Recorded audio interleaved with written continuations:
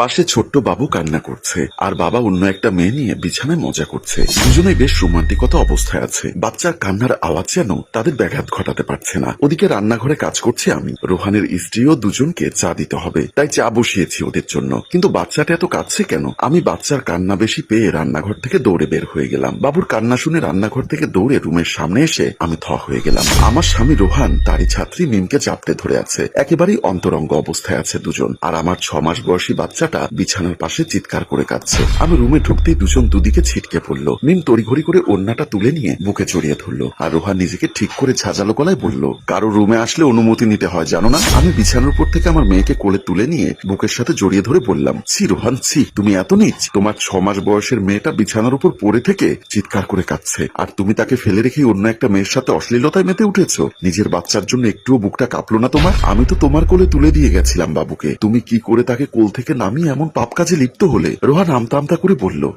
আরে ওর পিঠে একটা তেলা পোকা ছিল, খুব ভয় পেয়ে গেছিল মিম, তাই আমি ওটা ছাড়াতে চেয়েছিলাম। মিম এতক্ষণে মাথা উপরে তুলেছে। সে এবার শব্দ করে বলল, ভাবি ভাইয়া ঠিকই বলেছে। মিমকে আমি এক ধমক দিয়ে থামিয়ে দিলাম। তারপর বললাম, মিম তুমি কি জানো আমি তোমাকে কতটা বিশ্বাস করতাম? জানো না, আপন বোনের চেয়েও বেশি। এর প্রতিদান তুমি এভাবে দিলে। ছি। রোহান এবার রাগত স্বরে বলল, ওকে ধমকাচ্ছ কেন? হ্যাঁ, ওর কি দোষ? বললাম না তেলাপোকা। এক ধমক দিয়ে রোহানকে থামিয়ে দিলাম আমি। আর বললাম, ছোট লোক কখনো বড় হয় না, এদের মন মানসিকতা সবসময় নিচই থাকে। আমারই দোষ। সবাই নিষেধ করার পরেও যে কেন তোমার মতো ছোট লোককে বিয়ে করতে গেলাম। রোহান এবার উঠে আমার গালে একটা চর বসিয়ে দিল। ও চরের আঘাত সামলাতে না পেরে আমার বাচ্চা মেয়ে আরজুকে নিয়ে দূরে ছিটকে পড়ে পড়লাম। তেলাপোকা সরিয়ে দিতে গিয়ে কি কারো ঠোঁটেও চুমু খেতে হয়? রোহান এবার এসে আমার চুল টেনে ধরলো। ওর এমন অসভ্যতামি দেখে আমার বাচ্চা মেয়েটা চিৎকার করে কাঁদছে। ততক্ষণে সুযোগ বুঝে মিম চটকে পড়েছে। রোহানও পেছন পেছন বের হয়ে যায়, আমিও বের হয়ে গেলাম। আমি সোফায় বসে আছি বাবুকে নিয়ে। এখন বাসায় আমি একা। রোহান এবার আমায় তার ইচ্ছা মতো শাস্তি দিবে, কিন্তু আমি কোনো প্রতিবাদ করতে পারবো না, কারণ রোহানকে আমার পছন্দে বিয়ে করেছিলাম।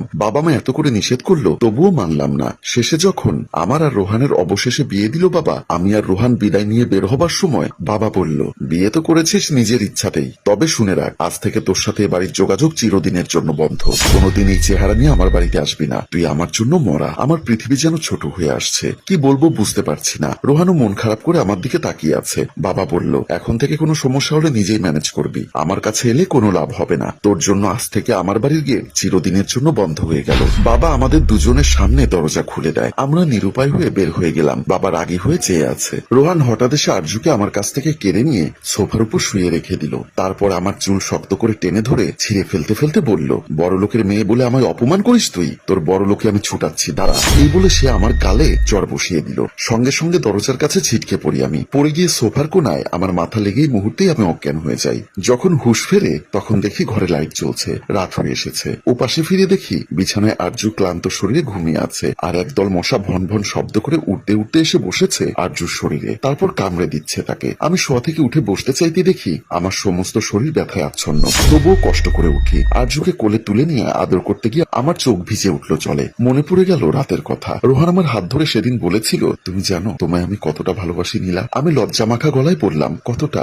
সারা পৃথিবীর মানুষের সব ভালোবাসা এক করলেও যতটা হবে ঠিক ততটা। ওর কথা শুনে আমি চোখ ভিজিয়ে কেঁদে ফেলেছিলাম। ওর বুকে মাথা গুজে ওর লোমকূপ ভিজিয়ে দিতে দিতে বলেছিলাম, আমি ভুল করিনি রোহান, আমার জীবনের শ্রেষ্ঠ উপহার আমি পেয়ে গেছি। রোহানও আমায় বুকে নিয়ে জড়িয়ে ধরে। এই সেই রোহান যাকে এর আগেও একবার সন্দেহ হয়েছিল আমার। বাবু যখন আমার পেটে, তখন একদিন ডাক্তারের কাছে গিয়েছিলাম। ওখান থেকে ফেরার পর দেখি ঘরের দরজা ভেতর থেকে বন্ধ।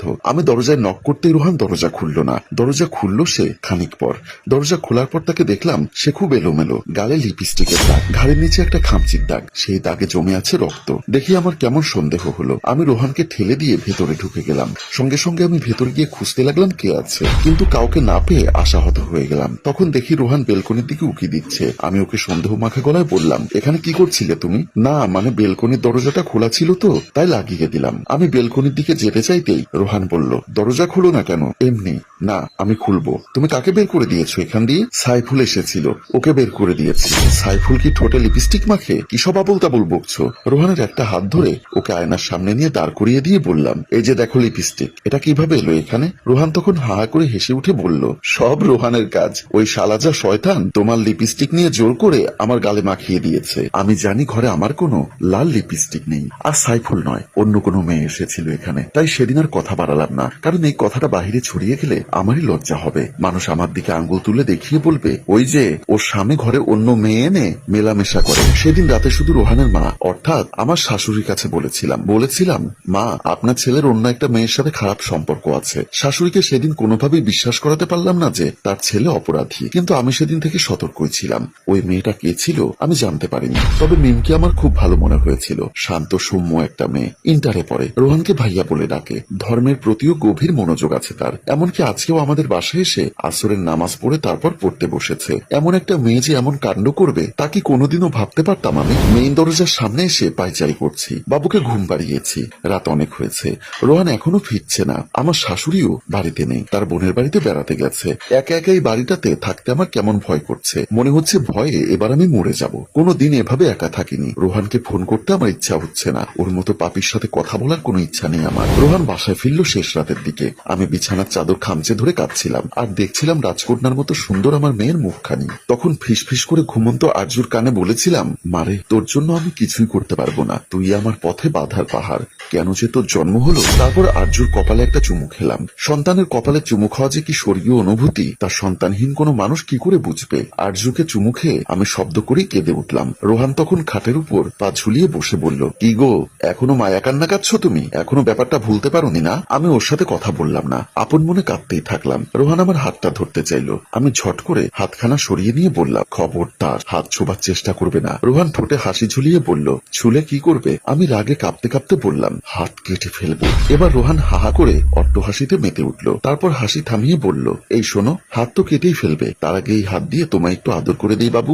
জীবনে তো আর হাত দিয়ে তোমায় আদর করতে পারবো না কখনো। কথাটি বলেই রোহান আমার শাড়ির আঁচলটা ধরে ফেললো। আমি ওর হাত থেকে ছাড়াতে চাইলাম, কিন্তু পারলাম না। টেনে আমার শাড়ির আঁচল ফেলে তার মোবাইল নিয়ে কয়েকটা ছবি তুলে রাখে। ছবি তুলে সে এবার বলল, বাবু, শাড়িটা এবার সুন্দর করে পরে ফেলো, তোমার সাথে এই অসভ্য কাজটা করা আমার একদম ঠিক হয়নি, আমি সরি। এই কথা বলেও সে অট্টহাসিতে মেতে উঠল। আমি কিছুই আর করতে না পেরে অসহায়ের মতো হাউমাউ করে কাঁদছি। রোহান এবার আমার চুলে আলতো করে হাত বুলিয়ে দিয়ে বলল, বাবু, দেখো, তোমার জন্য কি সুন্দর একটা গিফট এনেছি, দেখেই তোমার কান্না থেমে যাবে। রাগে আমি তাকাতে না চাইলেও কি মনে করে যেন তাকালাম। রোহান তখন তার ফোনের স্টোরেজ থেকে বের করে যা দেখালো তা দেখে আমার মাথা একেবারে ঘুরে উঠল। মিমের সাথে রোহান নোংরামি করেছে, সেই চলমান ভিডিও আমার চোখের সামনে তুলে ধরলো। আমি আর এটা দেখে সহ্য করতে পারলাম না। সঙ্গে সঙ্গে রোহানের গালে কষে একটা চর বসিয়ে দিলাম আর ওর মুখে একদলা থুতু ছিটিয়ে দিয়ে বললাম, তুই এত নীচ কুকুর। আর এখানেই টান টান টুইস্ট রেখে আমাদের গল্প শেষ হয়। সম্মানিত ভিউয়ার্স, এই গল্পে মেয়েটির সাথে কি হচ্ছে, কেন এত কষ্টের মধ্যেও মেয়েটি সংসার করছে, সবটা জানতে কমেন্ট করুন দ্বিতীয় পর্বের জন্য। গল্পটির ভাবনা ও পরিচালনায় হাশেম রাজু, চিত্রগ্রহণ শিহাব ও শাকিল, প্রযোজনায় মঞ্জুর মোর্শেদ মিউজিক প্লাস। গল্পটি ভালো লাগলে লাইক, কমেন্ট ও শেয়ার করে সবার মাঝে ছড়িয়ে দিন। ধন্যবাদ।